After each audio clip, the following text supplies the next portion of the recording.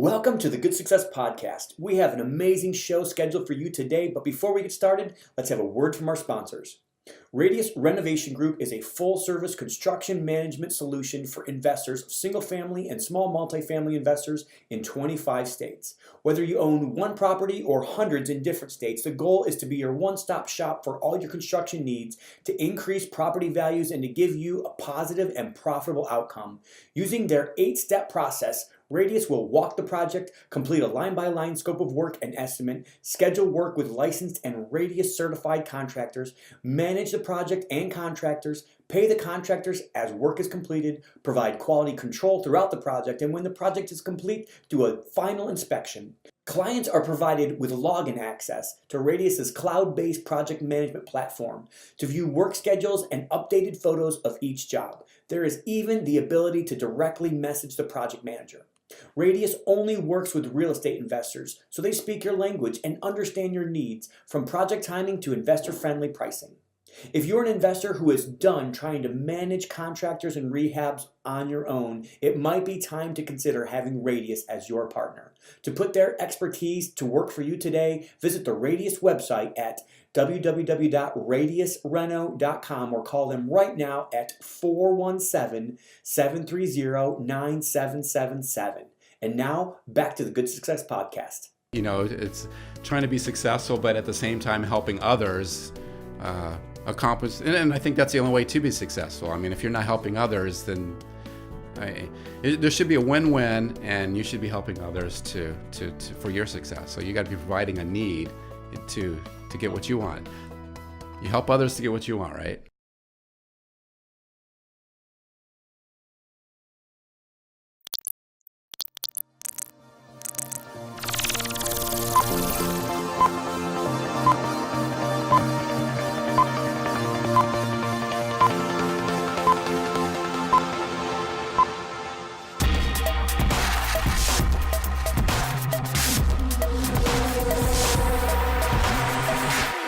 Welcome back to the Good Success Podcast. I'm your host, Josh Culler. Got Tom Olson sitting on my right again here, and this is the second time this happened this month.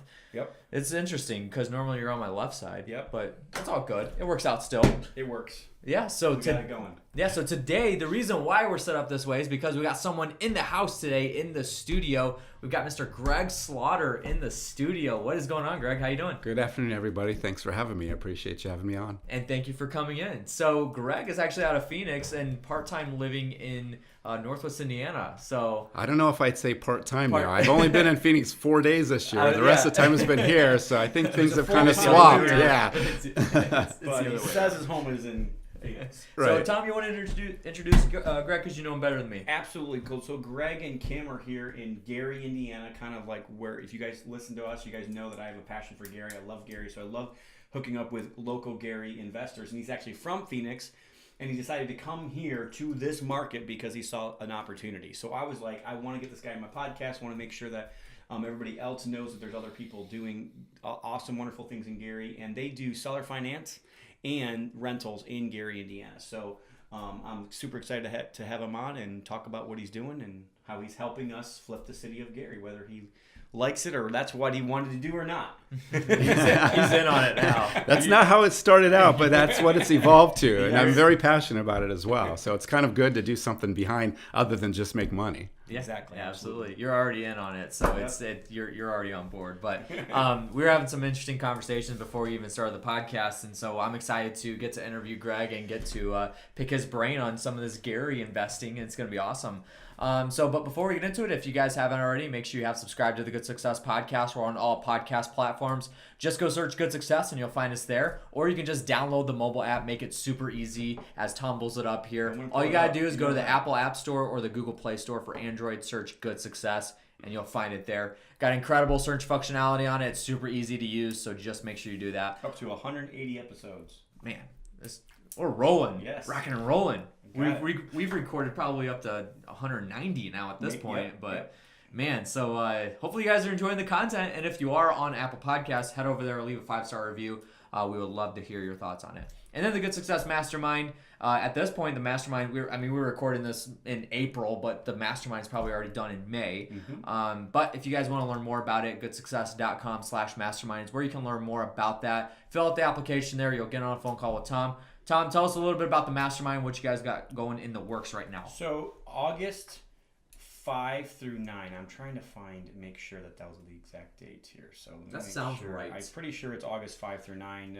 Yes. So August 5 through 9 is actually right here. So not quite in my office, but about 7 minutes down the road at Innsbrook Country Club in Maryville, Indiana. If you are thinking about where in the world is that at, where would I fly into, I'd highly recommend, if you can't fly into Midway Airport, you could fly into Midway. You can't fly into O'Hare, but if you're flying Southwest, you definitely can fly into Midway. It's just a little closer. So Midway is probably about 35-40 minutes from here, and O'Hare is probably like an hour and a half.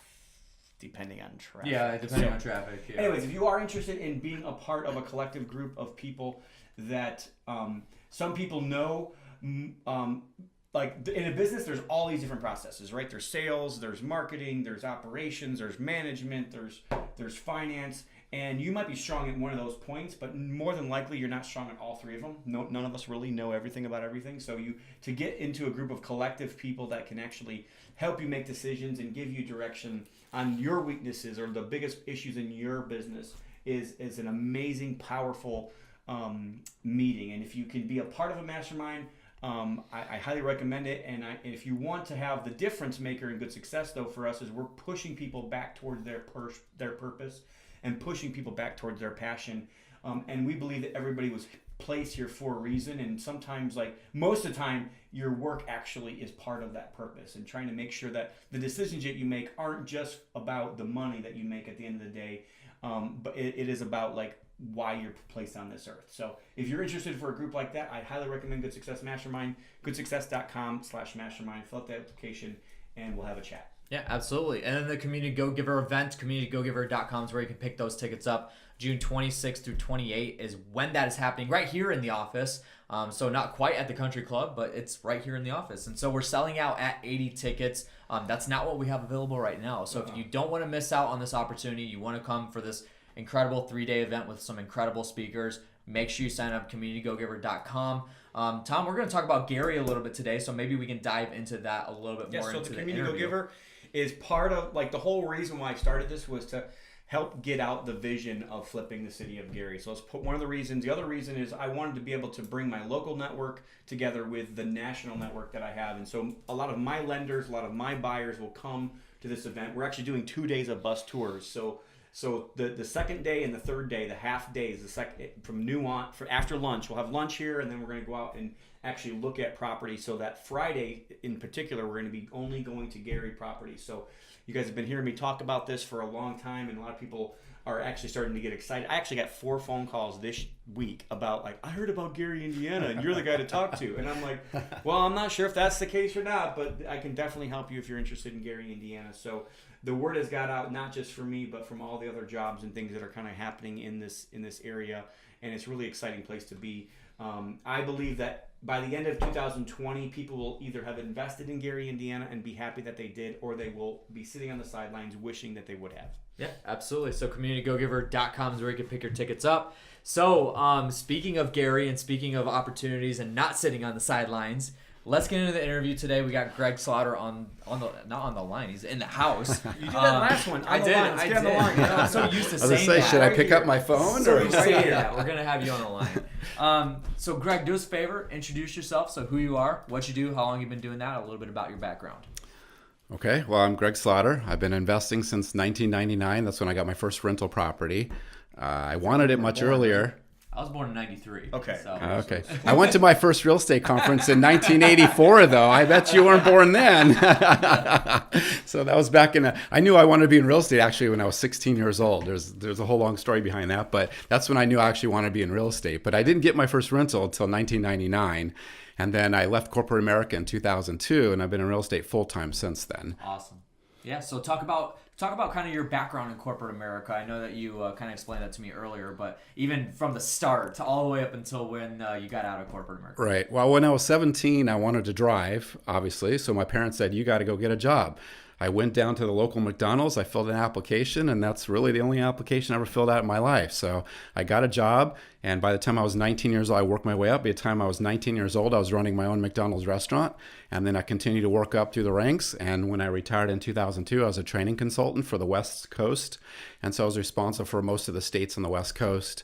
And I got relocated at the time from Tucson to Las Vegas, was in Vegas for 5 years, then got relocated to Phoenix, which is where I currently reside. It was through McDonald's Corporation. That's how I got there. Yeah, absolutely. So tell us a little bit about what you're doing in Gary. So you've been investing in Gary since 2014. That is correct. So tell us a little bit about what you're doing there. I know you're doing seller finance, some rentals. I'd like to hear a little bit more about that transition. Like, well, that's a question. Cool. Yeah, I got. Cool. Believe me, I'm going to be getting into Cool. that. So, but I just wanted to lay the groundwork Sure. here. So tell us about what you're doing in Gary. Okay, so in Gary, currently right now, we have two different programs. So one is we buy a lot of properties at the tax sale, go through the redemption period, acquire them, and then we gut rehab them. So we put in all new electrical, plumbing, a full gut rehab, and then we turn around, we rent those out, and then either I try to keep all of them if I could, but the ones I can't keep because I don't have enough cash, unfortunately, we sell them as turnkeys to some of my other investors that are in Phoenix. And then the other program that we have, we created that recently, actually, about a year and a half ago. And the reason that is because we had all these rentals in Gary and had a bunch more coming, and we wanted to help revitalize Gary.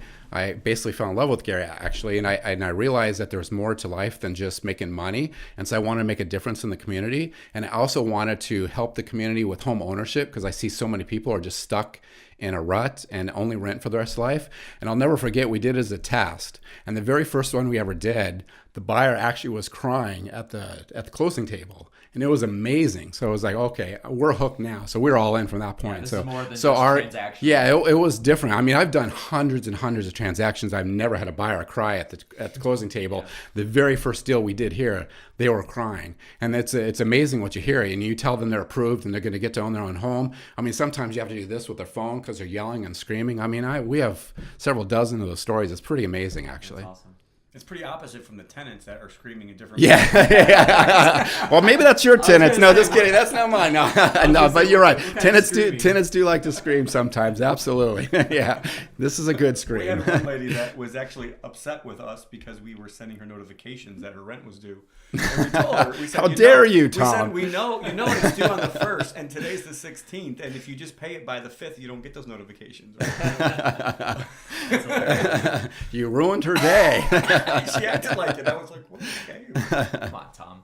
Anyway, so that's incredible stuff. I mean, yeah, you're definitely changing some lives and helping revitalize. So let's talk about, before we get deeper into everything that you're doing in Gary, because I know you guys are going to hit the ball around and talk about that. But let's talk about let's go back to your corporate background. Now, okay. One of the conversations we had before we jumped in here was in Phoenix, you're known as a systems guy. So that was kind of what you did for the McDonald's Corporation in your corporate world.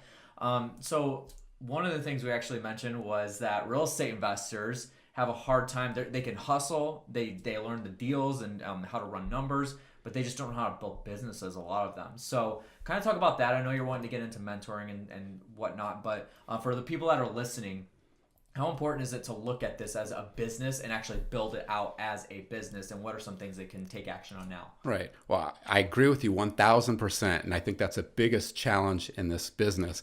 And quite frankly, why I started my investment group in Phoenix at the time, I ran it for 4.5 years, because I saw there was a void. You could go and learn how to wholesale. You could learn how to flip. You can learn to go listen to these so-called gurus, and they teach you how to do that. But there wasn't a system as far as you got to learn how to do that as far as a system. And everything I do is a system. Drives my wife crazy. But the only reason that is because that's all I've known since I was 17 years old. I don't know anything different. McDonald's brainwashed me for lack of in a good way. I mean, It's great. But everything I do in my life is a system. And so I run my businesses that way. And I'm not interested. When I do my flips, I do it in volume. I'm not interested in doing one or two. Like, for example, in 2011, when we were doing flips in Phoenix, we flipped like 60 homes in a year. To me, I think that's easier than flipping 3 a year. It's so much easier to do that if you understand how to do that. Sure. And that's why I put that group together, was to teach people how to do that. And it was quite amazing. I never marketed, not 1 minute, just completely by referral. By referral, within less than 6 months, we had more than 400 people in that group that would come every single month and just watch us. And every single month we talk about a different system. And so if you wanted to flip, here's a flipping system. If you wanted to wholesale, here's a wholesaling system. Not how to wholesale, but the business behind it and how to put the system together in order to do it, and do it in volume. And basically, my term that I like to use is McDonaldize it, but that's just because that's just like that's just my background. So I like to McDonaldize things. So you have to. I think that's the only way to run a business. I hope you've been enjoying this Good Success podcast, and we'll be right back after a word from our sponsors. Our next sponsor is Gary Harper at Sharper Business Solutions. Your business is a personal endeavor that you have poured your blood, sweat, and tears into, and they know that. Sharper Business Solutions is a full-service solution to help you scale your dream. Sharper Business Solution implements the Sharper process and other key systems, giving you the confidence that you need to have freedom and grow and scale your business. The Sharper team wants to come right alongside you and provide the resources needed for long-term growth and success. If you are looking to grow or scale your business, contact my friend and Good Success Mastermind member, Gary Harper, and his team to help you implement the Sharper process. You can schedule your free consultation today at sharperprocess.com. So go do it right now. Go to sharperprocess.com and schedule your free consultation with Gary and his team. Our next sponsor is Jerry Padilla from Prime Lending. Whether it's your first time buying a home or you're well adversed in the process, buying and refinancing a home can be an exciting and rewarding but sometimes challenging experience. At Prime Lending, we take the time to listen and work with you to find a home loan that fits your needs. If you're looking to refinance your loan, lower your interest rate, lower your monthly payments, shorten your term, or get cash for whatever reason you need, we have a solution for you. Prime Lending also has several options for renovation loans, so you can find what works best for you and your home project. Make sure you contact our good friend Jerry Padilla, who is a senior loan officer and originator with Prime Lending and has over 11 years in the mortgage industry. You can learn more about Jerry and what Prime Lending has to offer you by visiting goodsuccess.com/prime lending. Again, that's goodsuccess.com/prime lending. And now, back to our show. Yeah. So what are some things that real estate investors can act on now to implement stuff like that? Because we could talk about why it's important all day, but to actually implement it, they got to take action on that. So what are some things they can do in that? Well, the first thing is I would recommend, I'm an avid reader. I read all the time. And I think one of the best books they could read if they're serious about creating a business and want to learn how to build a business is The E-Myth. The E-Myth is by Michael Gerber, is a fabulous book. It was required reading when I was with McDonald's Corporation, so it was required reading, along with all the Ray Kroc books, of course. Sure. But the E-Myth, Michael Gerber, really was a start of how I learned how to create systems. And then it's a skill like anything else. You got to practice it over and over again, but once you get it down, I can systemize anything. I tell everybody I can walk into any business. I don't care if it's selling furniture, if you're selling sandwiches, it doesn't matter. I can walk into any business and systemize it within a very short amount of time if you just understand how to put those systems together. E-Myth is a great place to start. Awesome. Can you define systemize? Like, what does that mean? What's Okay. the essence of that word? All right. Systemize to me basically means that, well, let me use McDonald's as an analogy because Let's do everybody it. like using analogy. Yeah. Everybody knows McDonald's is run by 16-year-olds, right? It's literally run by 16-year-old kids. And the reason is because it's not people dependent, it's systems dependent. So whether that 16-year-old kid is there the next day or not, it doesn't matter because they just plug someone in. So a business to me should never be people dependent. If you're people dependent, your business is in trouble. Because my rule of thumb is, and I used to teach this to my group when I ran it for 4.5 years, is that every single person, I don't care who they are, every single person will always 100% of the time leave your company and your business. No one wants to be an employee for the rest of their life. Everybody wants the opportunity to grow. And so you have to understand and accept that. So either you allow them to grow within your company, or you better have systems in place so you can plug in your next, for lack of a better term, 16-year-old that can just jump right in. So a system to me is basically have a training system in place where it's very easy, where somebody can come in and pick things up very quickly. And just everything should be so anybody can come in at any time and not be people dependent. they should be able to plug in and instantly be able to take over. Right, absolutely. Well, how do you create those training programs? Okay, well, there's a lot of time and effort up front. Like, you got to spend a lot of time and effort, and that's why most people don't do it, because you don't understand how much work there is on the front side. So that's pretty much why I'm actually more or less living here in Gary now, because I'm still systemizing everything. I'm still putting all those systems in place. Now, my goal is that by this fall, now I won't need to be here full time because I will have all the systems in place, now people in place. And even if some of my people leave, I'll have the systems in place to be able to pull somebody else back in there. But it takes a lot of time. So you have to put all your manuals together. I like to video record things. You want to put all that together. So it's very, very time consuming. So it takes time. It's not something that you can just set up in a couple months and say, okay, this is run on autopilot. It is something where you really have to take, sometimes it takes your own blood, sweat, and tears of 18 months, 2 years, 3 years, or whatever, to actually get that to the point where it really is systemized. Right. And even then, it never stops. You're constantly evolving because the world continues to evolve. Your customers continue to evolve. Your employees continue to evolve. So if you're not evolving, you're going to get crushed. And that's what a big mistake most businesses make. Even if they take the time to systemize, then they think they're done, and then they get crushed later on because everything is changing around them and they're not changing with it. So not only do you have to systemize, but you also have to evolve and change your systems as everything changes around us. Absolutely, 100%. I mean, just look at everything that's happening right now in the state of Indiana. I mean, you have new laws that just passed the state Senate just last week that's going to take effect June 30th that drastically change our business. I mean, we literally the past 2 weeks have been changing everything over. So it'll take effect with the new laws June 30th. So you have to be in front of that stuff and be proactive, or else come June 30th, we're like, uh-oh, now what do we do? And now you're in trouble. So let's go over one of those laws in Indiana then. Okay, so one of the laws here is we are doing a lot of stuff through land contracts. Mm-hmm. And unfortunately now with the new laws, it's taking effect June 30th. It pretty much, you couldn't pay me to do a land contract now because it's too much of a risk. Previously, before then, you could do a land contract, create some notes, sell the notes, you could do whatever. And worst case scenario, as an investor, my investor hat on, I always want to look at worst case scenario. If I can live with worst case scenario, then I can move forward with that investment. I think a lot of investors make the mistake of they always look at best case scenario and then that's what they make their decision on. Right. That's the wrong way to do it. So I always look at absolute worst case scenario. So I want to go in there, they're going to trash the house, they're not going to want to move out, I'm going to have to evict them, and then have to run all those numbers and figure all that out, and then to see if there's still enough in there for a profit. And if those numbers don't make sense, then I won't do the deal. So unfortunately, with the new laws that take effect, that wipes out my business model because I'm not interested in taking those risks. Because now, if someone doesn't pay, whereas before I could get them out in a forfeiture, I could get them out in 3 to 5 weeks, generally speaking. Now it's going to be 4 to 6 months. That makes a big difference when you have someone living in your house, trashing your house for 4 to 6 months not paying. That just is not a good business model and not a system that I'm interested in doing. They're treating land contracts just like any other mortgage, and you have to foreclose. Yes, right. Absolutely. Yep, absolutely. You have to go through full foreclosure and a sheriff's sale. I'm not interested in doing that. So we had to completely switch. So we had to switch over to lease options because we have to have a business model that makes sense. It has to be a win-win for everybody.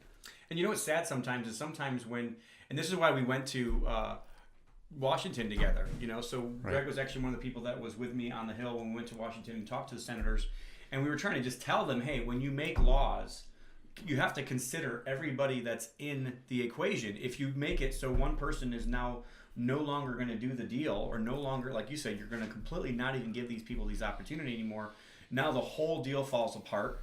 And now nobody gets the benefit. And in the end, who does it really hurt? Right, exactly. Is it gonna hurt you? No, exactly. It's not going to hurt the systemized guy. It's not going to hurt the guy that understands what's going on and how to weave and how to change with what the laws are, that what they give us. It's the person that you were actually offering that product to. Yes, the very people that are supposed to be helping is right. the people that's being harmed. Yes. Because now the way we have to, previously we were able to provide home ownership on day one.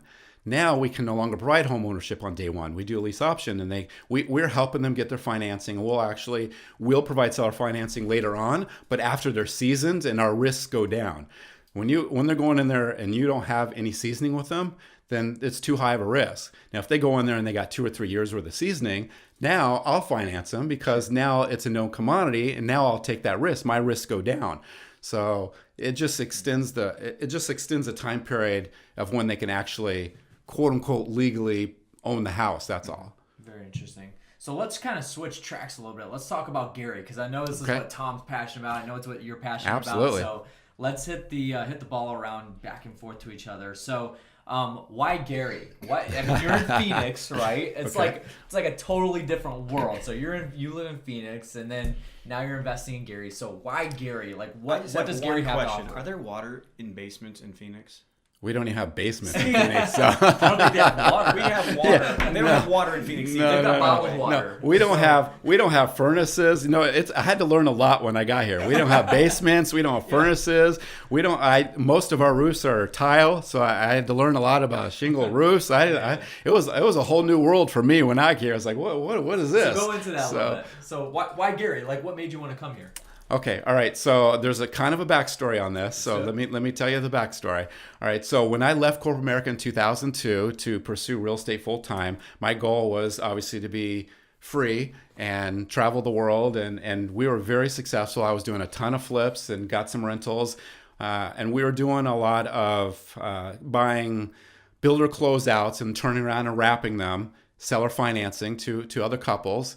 And what happened was when the market crashed, most people know Phoenix is one of the hardest hit markets in the entire country. So just to give you an example, one of our properties that we did, I bought as a builder closeout. The home was worth $360. I bought it for $280 from the builder. So I got it for $80,000 below market. Since it was a builder closeout and I had a real estate license, they also paid me a 7% commission on top of that. So then it dropped even more. Back then we could do loans at 10% down. So I was going into a 10% down. I could mortgage it. So I was taking the mortgage out. I'd turn around, I'd sell that at $350, let's say. So it's below market. So they're getting a good deal on a short-term 3-year carryback. But they would have to come in with 10%. So you can figure the difference. If I'm selling at $350 and buying it at $270, you know, there's a difference. I was literally walking away from the close of escrow with money in my pocket. I was creating about a $400 a month spread in each property we were doing, and there was about a $50,000 to $70,000 back end whenever they close it out. So let me ask you, how many of those deals would you do? Yeah, you're going to do as many of those deals as you can, right? Yeah, we couldn't get enough of those deals. Well, what happened was when the market crashed, that $360,000 house, we ended up having a short sale for $110,000. That's how bad the market crashed. And while you owe $270, it's worth $110. When you sell it, we were selling them on like $2,300 a month, $2,400 a month, because the mortgage was $1,800 and $1,900 a month. Well, it would only rent out for $1,100. So when the market crashed, we got all the keys back because we were the bank, and of course everybody knows the bank's got all their properties back. So we got all our properties back. So now we're stuck with a house we can't sell that's $170,000 underwater and has an $800 to $900 negative cash flow if I rent it out. You can't survive like that. So we pretty much got wiped out. I mean, we were retired. We thought we were retired, and we went and traveled Europe for a month and was having a great time and came back. And we lost everything. We had to file for bankruptcy. We had to start over. So the only reason I share all that story is because that's how I ended up with Gary. Because when I started over, I started buying rental properties in Phoenix again, and I realized that I was in my 40s at the time. I was like, I'm going to be dead before I get enough cash flow that I really want through rental properties because you just can't get the cash on cash returns there. So then I had a friend that lived in St. Louis at the time, and he'd been telling me about these $20,000 properties for probably 10 years. And coming from Phoenix, you can't even buy a garage for $20,000. So I'm like, yeah, I kind of blew him off. Yeah. But when I started thinking, I was like, you know what? I got to have a better plan. This isn't working in Phoenix for rentals. So I called him up. And I said, hey, let me fly out there. Let me check these properties out. And I want to see if these things are for real. So I flew to St. Louis, Missouri. When I was there, he showed me these houses. They're little three bedrooms, 1-bath houses, the basement's big house. I was shocked at what I saw. I was like, are you serious? I didn't even know this was possible in the United States. Are you kidding me? So I said, okay, let's test this. So I bought 5 houses for $100,000. And I said, this is a test. Dropped $100,000, bought 5 houses. Well, long story short, and the reason I used him is because he was an REO broker, so he had access to inventory. He owned a property management company, so he could manage it, and he supposedly could rehab them all. So I was like, and I'd known him for like a decade. So I was like, it was like, man, this is like a blessing. I mean, this is awesome. This is almost too good to be true. So I'm like, here's $100,000. We bought 5 properties. Well, long story short, it was a freaking disaster. It was bad. So it was too good to be true. The average time to rent a property out there was like, at least for these 5 properties, was like 4 to 6 months. I mean, it was like 6 months later, and I think we had 2 out of the 5 rented out. It was insane. It was so bad. So then I was like, all right, I'm out of here. But I did not want to give up on the Midwest because I knew that there was opportunities there. And the other thing is that Arizona is a very landlord-friendly state. and I had also invested in Nevada, and I had properties there, which is also a very landlord-friendly state. I didn't know any different. I didn't know there was not landlord-friendly states. Well, let me tell you, Missouri is not a landlord-friendly state. Ask me how I know that. All right, so we learned some valuable lessons there. So then I started looking, all right, I want to invest in the Midwest, and I need a landlord-friendly state. That's what led me to Indiana. So then I started looking at Indiana. I was looking at Indianapolis, but then somehow somebody told me about Gary, and then I started looking at Gary, and lo and behold, I bought my first properties in Gary in 2014, and here I am 5 years later. Man, that's incredible. So why stay in Gary then? So that's an incredible story, by the way, and thank you for sharing that. There's a lot to that. Yeah, I told you there's a backstory. A lot of lessons too in that. So let's talk about like why you're even staying in Gary. You've done how many deals in Gary now? Well, we've got rehabbed over 100 properties. We've got about 130 more that are in queue to be rehabbed, and we've probably done about 40 seller finance houses. So when I first got here, it was basically just for my own personal rental properties, and I really had no intention of doing the number that we did. So two things really kind of happened simultaneously. The first one was, as I told you earlier, I was running an investment group with about 400 other investors in Phoenix. And because I was the one speaking every single month, for some reason, if you're the speaker, you're some kind of guru, even there was 400 other investors in the room that probably knew just as much as I did, right? Or at least half of them did. But somehow you're the guru. So everybody comes talking to me, is like, where are you investing? Where are you investing? Where are you investing? So I started talking about Gary. I was like, hey, I'm investing in Gary. So then they started asking me, well, can we buy some there? And it's like, well, I'm just kind of buying myself. I didn't really have anything there. But then the demand just became so great. I literally had people begging me, just handing me money. It's like, can you please get me some properties in Gary? My background is in business and creating businesses and systemizing. So I was like, you know what? I'll just create a business out of this. Sure thing, no problem. So that's kind of how it kind of really started to steamroll, is because I already had the money. I had access to all these properties. So all we need to do is put the systems in place, and that's my background. Yeah. So it really just kind of fell into place. Sure. So then I just started investing in a lot of properties. And that's when we started doing our sellers. We want to do seller finance. And then that first buyer just started crying at the table. I was like, okay, I'm all in with Gary. We literally stopped everything we're doing in Phoenix. And my wife and I have been here basically full time for the last 2 years.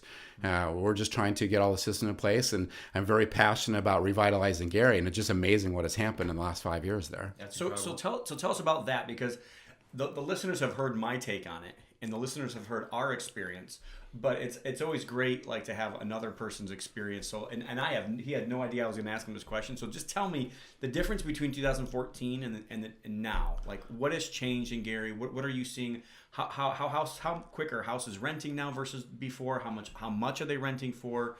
And oh wow, yeah. It's like, from my point of view, when I first drove through here in 2014, there's a lot of areas that I was like, ooh, I don't know if I want to invest here.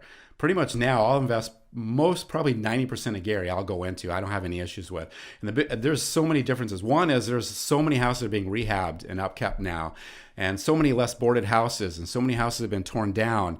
The prices have skyrocketed. I say skyrocketed for Gary. They skyrocketed, right? So no, you got to understand. No, gone from 20 to 60. Yeah, well, you got to understand. When I got here in 2014, when we jumped into the MLS to look at properties, and I remember this to this day, we pulled up in the MLS, and this would have been April. It would have been April of 2014.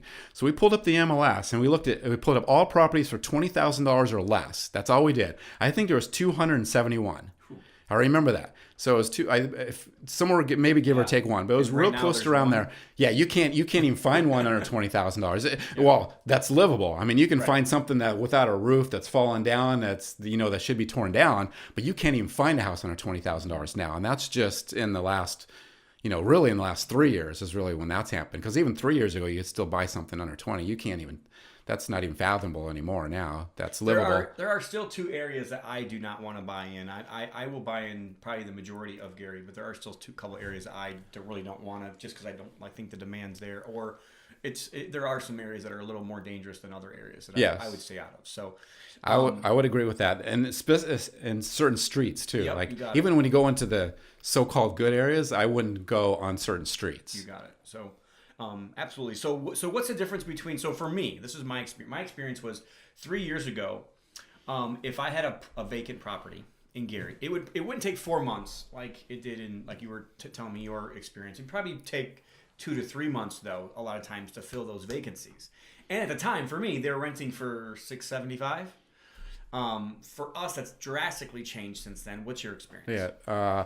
Well, we didn't have the same experience as far as renting out several years ago. We pretty much, well, one of my models is I don't always want to be the leader in the rents, because I would, as we all know, for investors, vacancies it will kill you. So I would rather somebody move right in. So we are never at the top of the market for rents. We're always slightly below the top of the market. So we were able to rent them out. But I will say the quality of the tenants have drastically improved, because we're pulling a lot of people from Chicago. Quite frankly, they're pulling in from Chicago.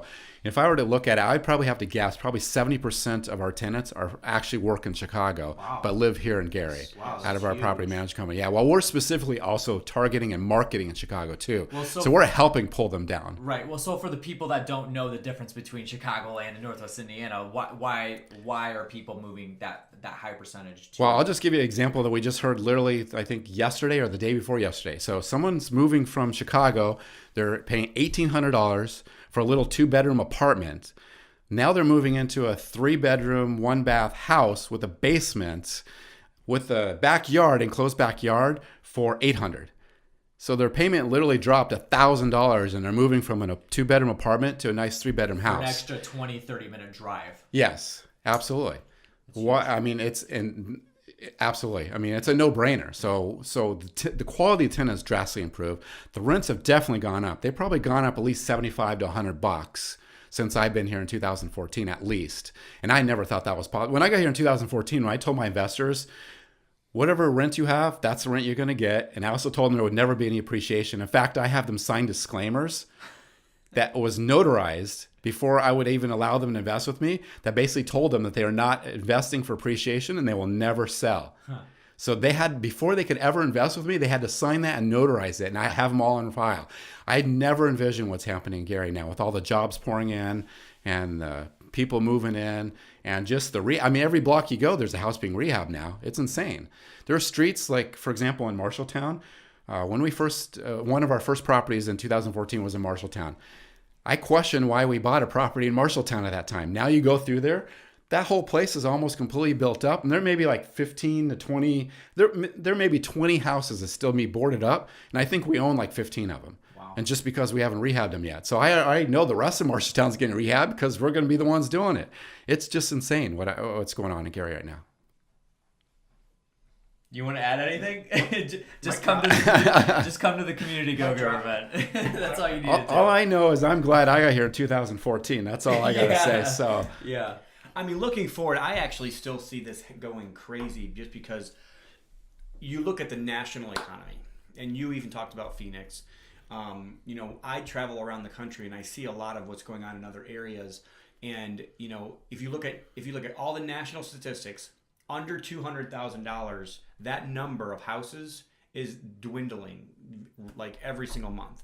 So I actually think in 20 years from now, there may not be a market under $200,000 anywhere. Right. Like, unless it's like I do think that the other change I've seen is that the big cities everything's coming back in.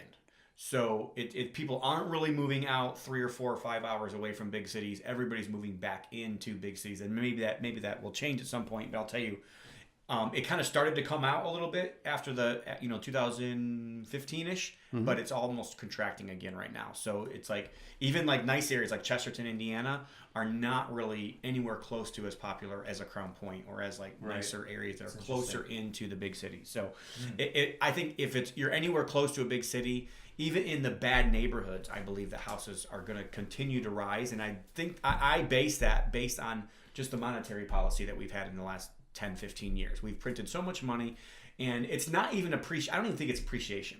I think it's the dollar being worth less.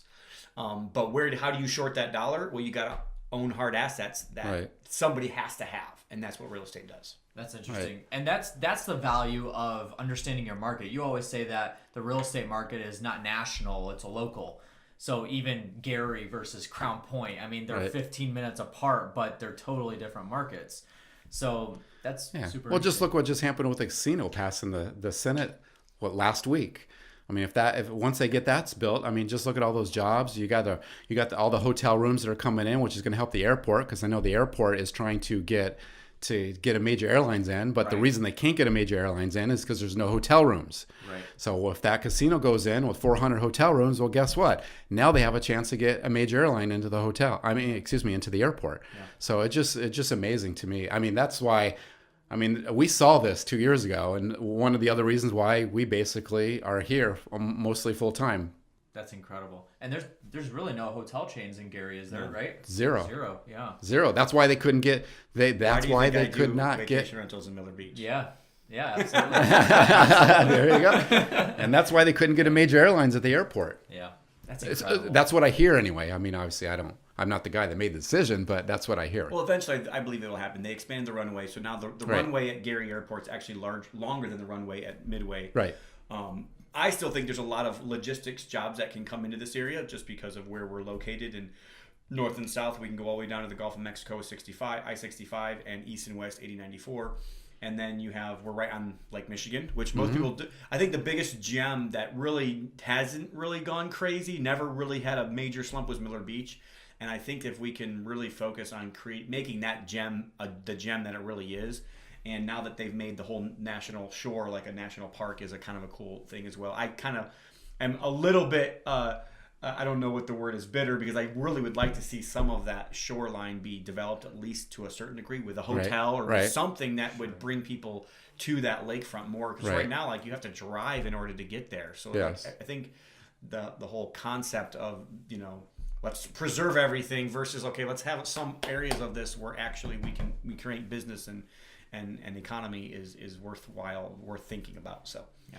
But it is pretty cool to have a national park here, and having that national status, and it's beautiful too. So if you come to Gary, Indiana, like, I would totally put that on your list of things to do. Mill Street Beach is right by Miller Beach, and you can go to the walking trails and go the beach that way. But there's 4 or 5 beaches that are really nice up there. It's Indiana Dunes National Park now, right? Yes, that's right.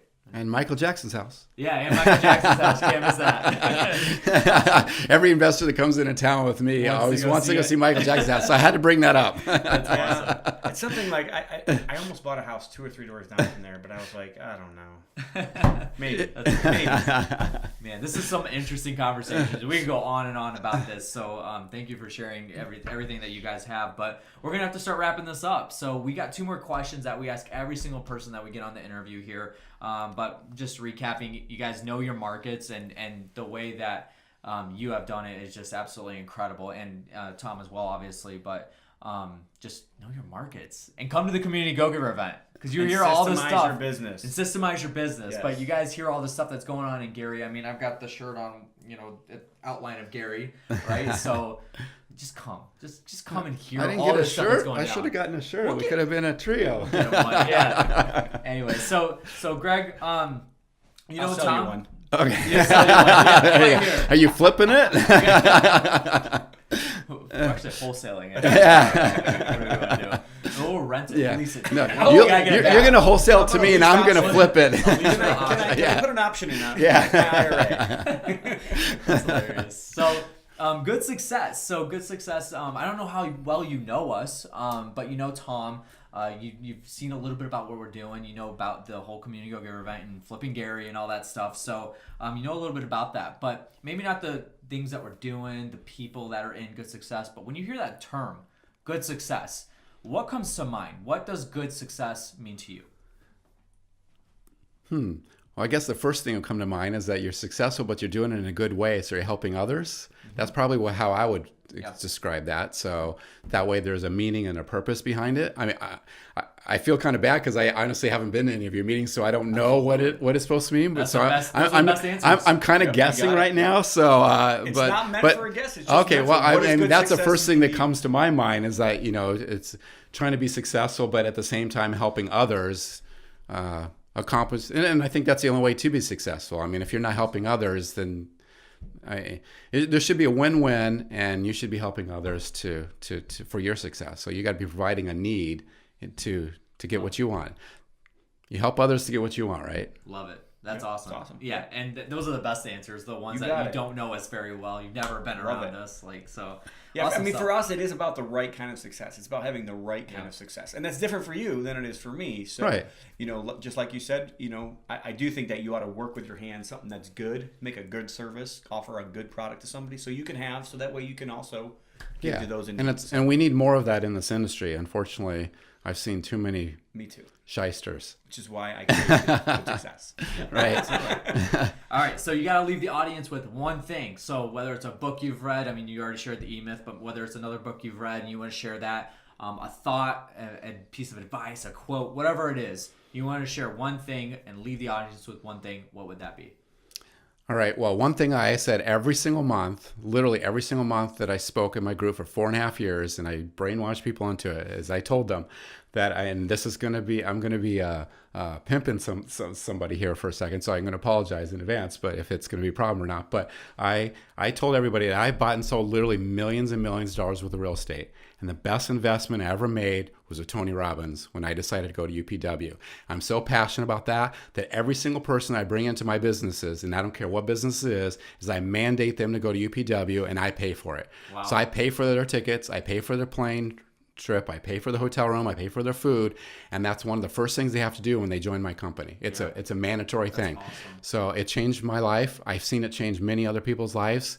I was a big Tony Robbins fan since the 1980s. I read all of his books and did Unlimited Power, but it's a whole nother world when you actually get there and you see it live and you walk over those coals at UPW. It changes. I've seen it transform too many of people's lives, and I'm very passionate about that. So if there was one thing I'd encourage everybody is that's one of the best investments you can ever make is get yourself to UPW, and it will change your life. Wow, awesome. And you've been to I've been there. there, right? Yeah, absolutely.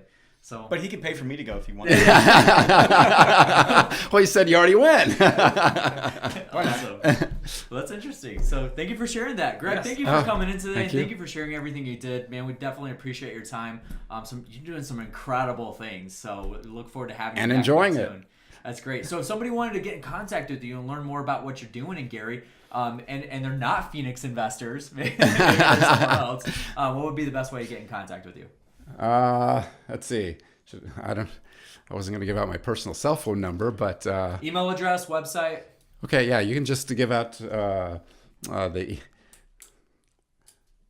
you can just send it to gregslaughter1@cox.net. You can email me there. So There you go.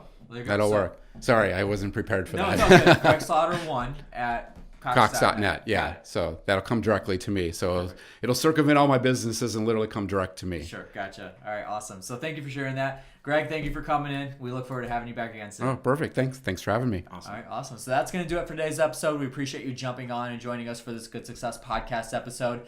If you did enjoy this, make sure you subscribe. If you haven't already, we're on all podcast platforms. Search Good Success, you'll find us there. Or just go download the mobile app on either the Apple App Store or the Android Google Play Store for Android. Just search Good Success. You'll find the app there. It's much easier to listen to the podcast. If you're on Apple Podcasts, head over there, leave a 5-star review. We would love to hear your thoughts on this show. 5-star. 5 stars. And then the Good Success Mastermind. If you want to learn more about it, go to goodsuccess.com/mastermind. Fill out the application there and you'll chat with Tom. And hopefully we'll see you at the next event. That would be absolutely incredible.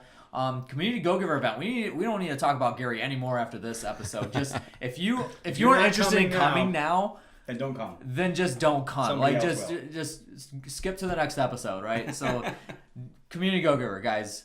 80 seats in grand total. I know we don't have that available right now, but that's what we're selling out at. Happening right here in our office in Gary, Indiana. So go sign up, communitygogiver.com. You're not going to find any other seminar for what you're getting for a 3-day event that's any cheaper than what we're selling it for. And it's not about making the money. It's about making the impact. So And the Community Go-Giver is a cheap event, but it seems like real estate investors always want to wait to the last minute. don't wait till the last minute. And I'm just afraid this time because I've actually looked at the website and it actually has, I think we've had 2,800 views on the website that have viewed just the Community Go-Giver event.